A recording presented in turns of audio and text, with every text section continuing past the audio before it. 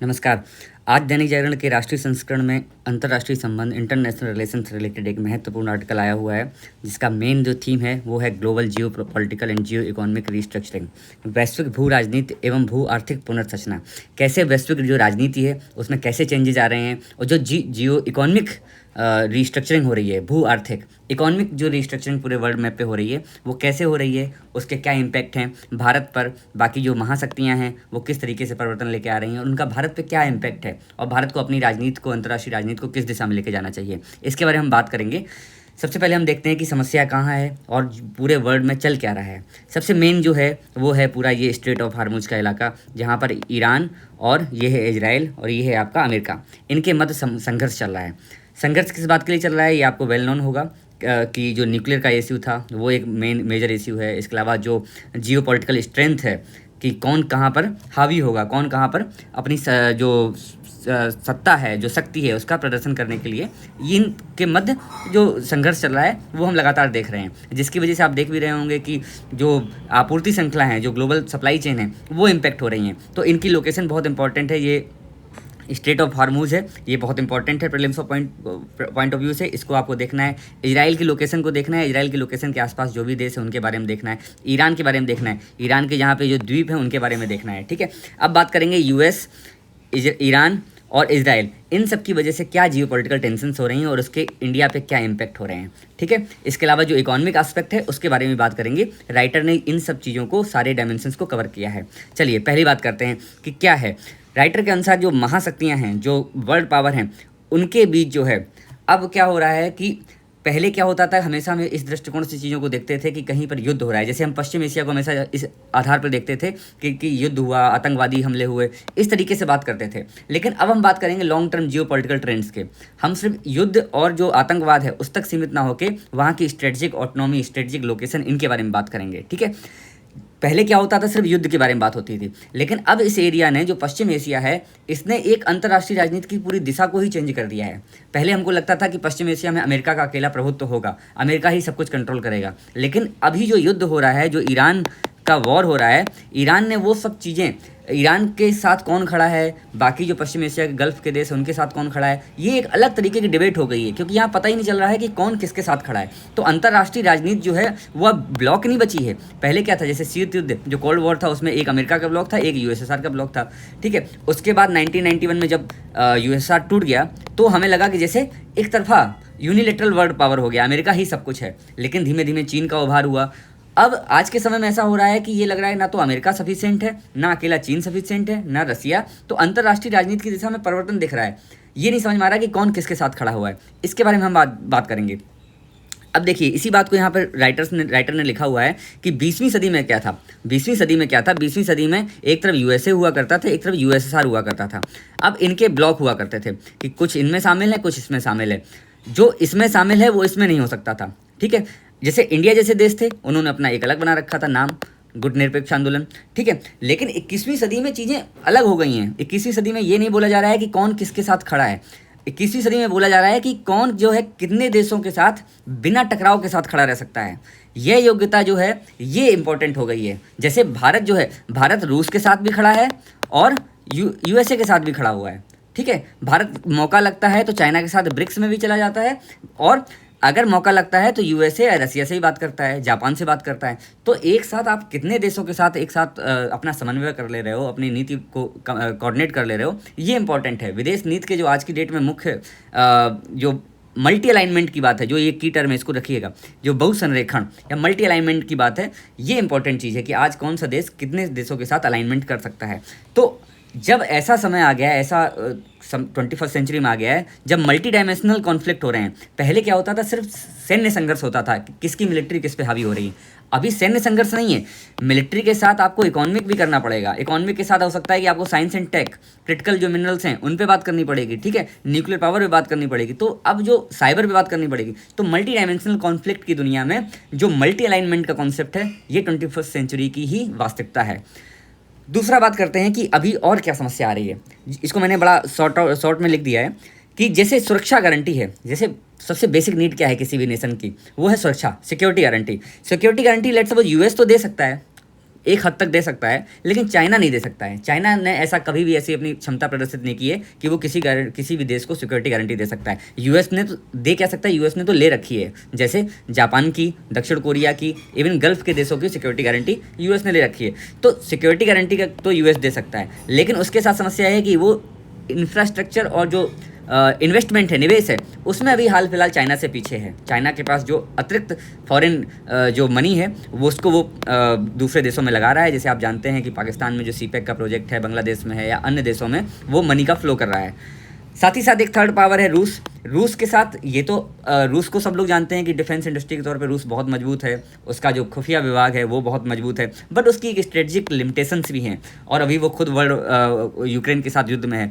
तो ये बात उभर के आ रही है कि ये यूएस, चीन, रूस जैसी महाशक्तियाँ ये कोई एक क्षेत्र में तो काम कर सकती हैं, लेकिन सारे क्षेत्रों में सारी जो ज़रूरतें हैं वर्ल्ड ऑर्डर बनाए रखने के लिए वो नहीं है।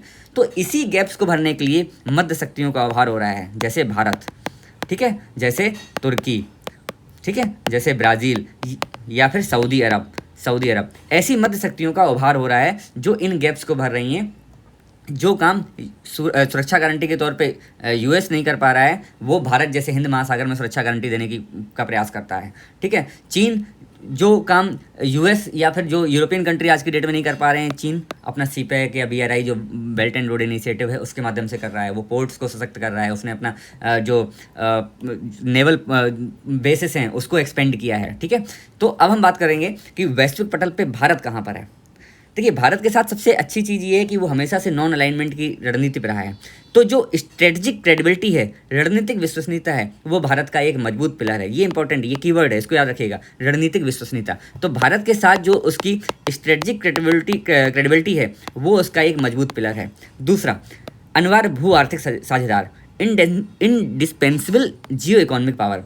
भारत की जो क्षमता है वो उसकी समग्रता में है। कैसे? जैसे भारत सबसे बड़ा उपभोक्ता बाजार रखता है, भारत के पास विशाल युवा जनसंख्या है, डिजिटल डीपीआई जो है, डिजिटल सार्वजनिक अवसंरचना, डिजिटल पब्लिक इंफ्रास्ट्रक्चर, इसके अलावा जो फार्मा इंडस्ट्री है, भारत दुनिया की सबसे बड़ी जेनरिक फार्मा इंडस्ट्री है, ठीक है, दुनिया भर को सप्लाई करती है, उसने कोविड में वैक्सीन को सप्लाई किया। और हिंद महासागर जो उसका इंडो पैसिफिक जोन है या फिर इंडियन ओशियन है, इंडियन ओशियन में भारत की जो लोकेशन है आप देखिएगा, यहाँ पर वो एक सुपर पावर के तौर पे है, वो हिंद महासागर में सुरक्षा प्रदाता के तौर पे है। इसलिए भारत की जो लोकेशन है वो स्ट्रेटजिक लोकेशन भी इंपॉर्टेंट है और भारत की ज़रूरत दुनिया को है।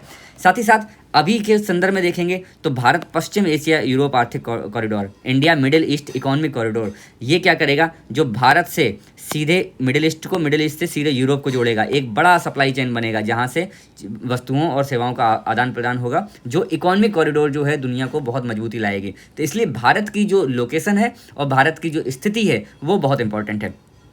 अब बात करते हैं कि अमेरिका का जो समस्या आ रही है, कि अमेरिका की जो अभी इस टाइम में नीतियाँ चल रही हैं, जो पॉलिसीज़ हैं, वो भारत को सिर्फ नहीं बाकी पूरी दुनिया को परेशान करके रखे हुए हैं। एकदम ट्रांजिशनल टर्निंग पॉइंट पे है इस समय अमेरिकी अर्थव्यवस्था भी, और उसके जो पॉलिसी मैटर्स हैं, जो आज की डेट में पॉलिसीज बनाई जा रही हैं, वो एकदम ट्रांजिशनिंग है। पता नहीं चल पा रहा है कि अभी आज के मौके पे क्या होगा, कल के मौके पे क्या होगा। इसको भी मैंने बड़ा समराइज़ किया हुआ। अमेरिका के साथ दिक्कत क्या है, एक प्रोटेक्शनलिज्म जो है, संरक्षणवाद की नीति पे आ गया है। क्या कर रहा है, टैरिफ लगा रहा है। अब टैरिफ लगाने से समस्या क्या है, पहला सबसे बड़ी समस्या तो जो है वर्ल्ड ऑर्डर, जो वैश्विक व्यवस्था बनी हुई थी, WTO का रोल जो है उसकी भूमिका खत्म हो जाएगी। WTO जैसी संस्था को कमजोर कर दिया है, क्योंकि जब बात माननी नहीं है, अपने मन से ही टैरिफ लगा देने हैं, तो WTO की जो जरूरत थी वो तो बची नहीं।